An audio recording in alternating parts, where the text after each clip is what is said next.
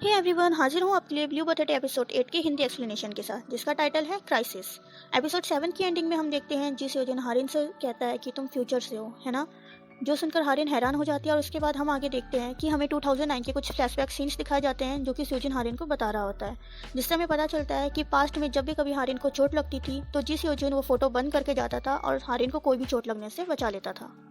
वो कभी उसे सीढ़ियों से गिरने से बचाता, कभी बास्केटबॉल लगने से, तो कभी साइकिल से एक्सीडेंट होने से। ये कहते हुए सेओजन हारिन से कहता है, मुझे पहले से ही पता था कि पास्ट में कैसे वापस जा सकते हैं। और वो हारिन से कहता है, जब हम मिडिल स्कूल में थे तो तुम्हें ये सोचकर कभी हैरानी नहीं हुई थी कि तुम्हें कभी भी एक भी बार चोट क्यों नहीं लगी, क्योंकि तुम एक लापरवाह इंसान थी जो कि अपनी ही दुनिया में खोई रहती थी। जो सुनकर हारिन कहती है, इसका मतलब तुम। तभी सेओजन कहता है, सही कहा, हर बार जब भी तुम्हें चोट लगती थी तो मैं फोटो को बंद करके पास में जाता था और ये सिर्फ मेरा ही सीक्रेट था। लेकिन कुछ दिनों से तुम कुछ अजीब व्यवहार करने लगी थी, शायद उस दिन से जब तुम्हारे घुटने में चोट लगी थी और तुमने मुझे हग कर लिया था। ये सुनकर हारिन कहती है, सही कहा, मैं फ्यूचर से हूँ और मैं तुम्हें यहाँ बचाने आई हूँ। इतना कहते ही सेओजन उसे रोक देता है और उसे मना करता है। सेओजन उसे कहता है कि वहाँ दोबारा आने की कोशिश भी मत करना। हारिन उसे गुस्से में कहती है, तुम्हें पता भी है तुम क्या कह रहे हो, मैं तुम्हें फ्यूचर से यहाँ बचाने आई हूँ। कहता है, हाँ मुझे पता है कि कोई मुझे मारने वाला है ना। लेकिन ये जानते हुए भी कि सेओजन को कोई मारने वाला है, वो हारिन को वापस आने से मना कर देता है। वो हारिन से कहता है, मुझे मेरी लाइफ की परवाह नहीं है, इसलिए प्लीज तुम वापस मत आना। जो सुनकर हारिन उससे चिल्लाते हुए बताती है कि कैसे वो इन 10 सालों में हर एक पल में रिग्रेट करती हुई जीती हुई आ रही है, और उसे ये भी कहती है कि उसने उसे बचाने के लिए सब कुछ ट्राई भी कर लिया, लेकिन वो फिर भी ऐसे कैसे कह सकता है। हारिन के इतना बोलते ही उसके कान में टिनाइटस होने लगती है। तभी सेओजन हारिन से कहता है, बुद्धू लड़की, ये सब मैं तुम्हारे भले के लिए ही कह रहा हूँ, अब देखो तुम्हारे साथ क्या हो गया। उसके इतना कहते ही हारिन अपनी आंखों में आंसू लिए वापस प्रेजेंट में आ जाती है। प्रेजेंट में आते ही हारिन को दूसरे जिन का कॉल आता है और वो उससे मिलने चली जाती है। नेक्स्ट सीन में हम हारिन और दूसरे जिन को साथ देखते हैं। हारिन दूसरे जिन से पूछती है, हेमिन उन्नी कहाँ है। सेओजन उसे बताती है कि वो बाहर गार्बेज थ्रो करने गई है। जिसके बाद दोनों टेबल में बैठकर बातें करने लगते हैं, जहां हारिन 2 कॉफी के गिलास को नोटिस करती है और वो उससे पूछती है कि ये दूसरा कॉफी का गिलास किसके लिए था। दूसरे दिन उसे बताती है कि किम ये यंग भी अभी यहीं पर था और वो बिजी था, इसलिए वो यहाँ से चले गया। जिसके बाद दूसरे दिन हारिन से किम ये यंग के साथ अपने रिलेशनशिप के बारे में बात करने लगती है और बातों बातों में सोजिन जी सेओजन का नाम ले लेती है। हारिन दूसरे दिन से कहती है, जी सेओजन डॉक्टर बन गया, और कहती है, मैंने जी सेओजन को देखा था।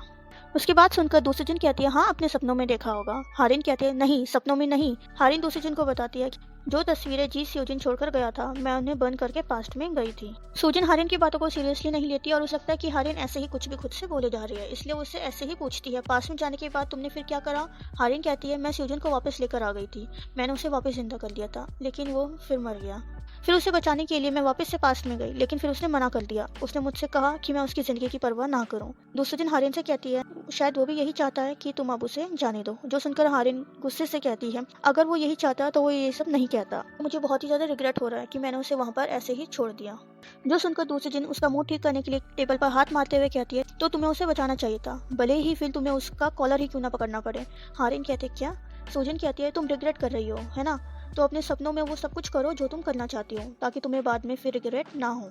और तुम उसकी बात मानने भी कब से लग गई। दूसरे दिन की बात सुनकर हारिन अपना बैग उठाकर कहीं जाने लगती है और सोजिन के पूछने पर वो उससे बोलती है कि वो वॉशरूम जा रही है। सोजिन खुद से कहती है, वॉशरूम जाने के लिए अपना बैग क्यों लेकर गई है।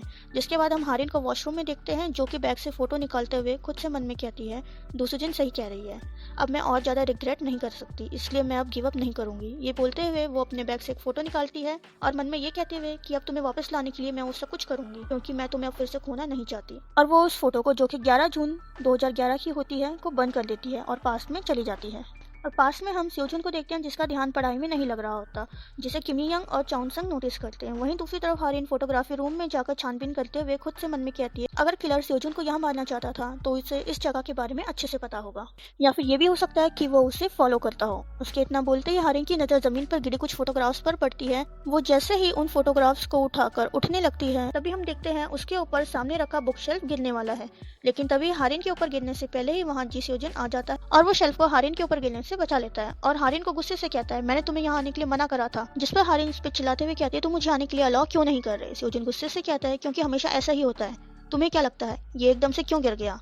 जो सुनकर हारिन कहती है, ये तो बस ऐसे ही कोइंसिडेंस। सेओजन कहता है, कोइंसिडेंस नहीं था, ये प्राइस था। और वो हारिन को बताता है, मैंने तुम्हें बताया था ना कि जब भी तुम्हें मिडिल स्कूल में कभी चोट लगती थी तो मैं फोटो बंद करके पास में जाता था, लेकिन अब मैं फिर पास में क्यों नहीं जा रहा। सेओजन बताता है कि जितनी बार वो वापस जाएगा उतना ही बड़ा प्राइस उसे पे करना होगा, और उससे कहता है कि अब मैं किसी और को खोना नहीं चाहता और ये सब मैंने खुद एक्सपीरियंस करा है। सेओजन की बात सुनकर हारिन भी मन में सोचती है पहले उस हारिन को घुटने में चोट लगी, फिर उसकी दोस्ती सूजिन से टूटी और फिर हेमिन उन्नी की भी डेथ हो गई। तभी सूजिन कहता है अगर तुम ऐसे ही करती रहोगी तो तुम्हारी जान भी खतरे में आ सकती है। तभी साइड बाय साइड हमें उनसंग को दिखाया जाता है जो कि ओ हारिन को ढूंढ रहा होता है और दूसरे दिन उसे बताती है कि वो फोटोग्राफी रूम में गई है, जो सुनकर उनसंग भी वहाँ दौड़ता हुआ चले आता है।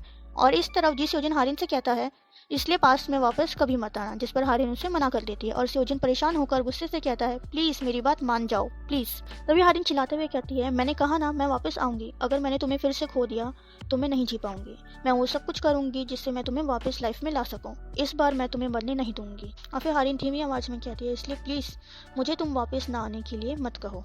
जो सुनकर जी स्योजन कहते तुम सच में मेरी बात कभी नहीं मानती। इस पर हारिन रिप्लाई करती है बिल्कुल नहीं, और अगले 10 सालों में भी बिल्कुल भी नहीं मानूंगी। जो सुनकर जी स्योजन कहता है ओह फिर तो मैं मुश्किल में पड़ गया। और वो हारिन से पूछता है लेकिन तुम बार बार यहाँ फोटो स्टूडियो रूम में क्यों आती हो। हारिन उसे बताती है कि ये वही जगह जहाँ पे तुम मरने वाले हो, और उसे बताती है इसलिए वो यहाँ पर इन्वेस्टिगेट करके क्लू ढूंढ रही है। तभी हारिन बुक शेल्फ को नोटिस करती है जिसे देखने से लगता है कि किसी ने जानबूझकर उसके एक पैर को कट करा था। वहीं दूसरी तरफ हम चाउनसंग को देखते हैं जो कि बाहर से उनकी सारी बातें सुन लेता है और हमें पता चलता है कि उनसंग ही वो शख्स था जिसने पिछली रात को उनकी सारी बातें सुन ली थी। उनकी बातें सुनकर उनसंग वहां से भागते हुए चले जाता है और खुद से मन में कहता है तो जो उन्होंने कहा वो सब सच था, ये नहीं हो सकता। उसके बाद हम देखते हैं जी स्योजन अलमीरा के ऊपर बाकी कैमरों के बीच में एक कैमरा ऑन करके रख देता है जिससे उन्हें पता चल जाए कि किलर कौन है। ये देखकर हारिन कहती है अगर किलर कोई ऐसा इंसान हो जो यहाँ अक्सर आता रहता हो तो हमें कैसे पता चलेगा कि किलर कौन है। तो सुनकर स्योजन कहता है तुम्हारा मतलब हम पांचों में से कोई एक है जो कि मुझे मारेगा। और उसे कहता है ओ हारिन इसका मतलब अब तुम अपने ही दोस्तों पर शक भी करने लग गई। हारिन कहती है नहीं ऐसा नहीं है, लेकिन हम ऐसे ही किसी पर भरोसा भी नहीं कर सकते। तभी जी स्योजन हारिन के हाथों से रिकॉर्डर ले लेता है और उससे कहता है तुम्हारे पास लिमिटेड टाइम है, इसलिए मैं इसे अपने पास रखूंगा और जो भी किलर की वीडियो फोटोज होगी वो मैं तुम्हें ईमेल पर सेंड कर दूंगा। ये सुनकर हारिन मन में सोचती है कि अब उसके बर्थडे को 9 दिन बचे हैं और वो जी स्योजन से कहती है तुम ठीक तो हो ना, तुम्हें डर तो नहीं लग रहा। स्योजन उससे कहता है इसमें डरने वाली क्या बात है, तुम हो ना मेरी यहाँ हेल्प करने के लिए। और हारिन का उदास फेस देखकर उसे कहता है मैं ठीक हूँ और उसे उसकी क्लास की तरफ पुश करते हुए ले जाता है और खुद से पीछे कैमरे की तरफ देखते हुए कहता है एक्चुअली मुझे डर लग रहा है ये जानकर कि कोई मुझे सच में मारने वाला है। जिसके बाद नेक्स्ट सीन में हम हारिन को देखते हैं जो कि वापस प्रेजेंट में आ जाती है और खुद से कहती है फोटो स्टूडियो रूम में भी कुछ खास नहीं मिला। तो वो जल्दी से अपने रूम में चली जाती है और वहाँ जाते ही वो सबसे पहले अपना लैपटॉप ओपन करती है और अपनी मेल चेक करती है जो कि स्योजन ने उसे सेंड करा था। वो मेल चेक करके देखती है उसमें वीडियो होती है और वीडियो को प्ले करके देखती है जहाँ उसे उसमें किम सिन यूं दिखाई देता है जो कि चुपके से फोटो स्टूडियो रूम के अंदर जा रहा होता है, जिसे देखकर उसे किम सिन यूं के साथ पिछले सारे इंसिडेंट याद आ जाते हैं और वो उसे ही स्योजन की मर्डरर के रूप में देखने लगती है और खुद से कहती है किम सिन यूं ने ही स्योजन को मारा है।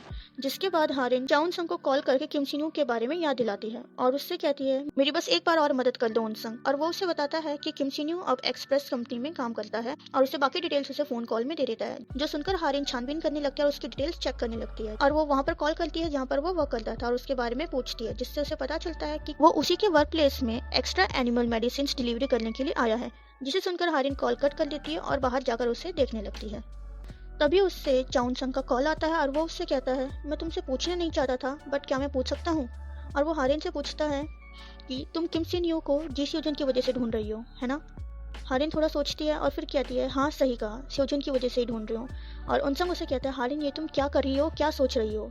हारिन मन में सोचती है क्या मैं तुम पे ट्रस्ट कर सकती हूँ उनसंग। और वो उसे बताती है जी स्योजन ने सुसाइड नहीं करा था, उसे किसी और ने मारा था। जो सुनकर उनसंग कॉल पर ही कहने लगता है क्या क्या कहा तुमने। तभी हारिन को किसी के खांसने की आवाज आती है और वो देखती है कि वो और कोई नहीं बल्कि किम सिन यूं ही होता है जो कि पलटते हुए उसी की ओर धीरे धीरे आगे बढ़ रहा होता है, जिसे देखकर हारिन डर जाती है। और इसी के साथ ही ये एपिसोड यहीं पर एंड हो जाता है और एंडिंग टाइटल में लिखा हुआ आता है a damage photo can not activate any time travel. आगे की स्टोरी की हिंदी एक्सप्लेनेशन जानने के लिए हमारे चैनल द वेब क्रेज को लाइक एंड सब्सक्राइब कर लीजिए और नोटिफिकेशन बेल ऑन करना भी बिल्कुल मत भूलिएगा। तो मिलते हैं आपसे बहुत जल्द इसके नेक्स्ट पार्ट की हिंदी एक्सप्लेनेशन के साथ। तब तक के लिए बाय बाय, सी यू।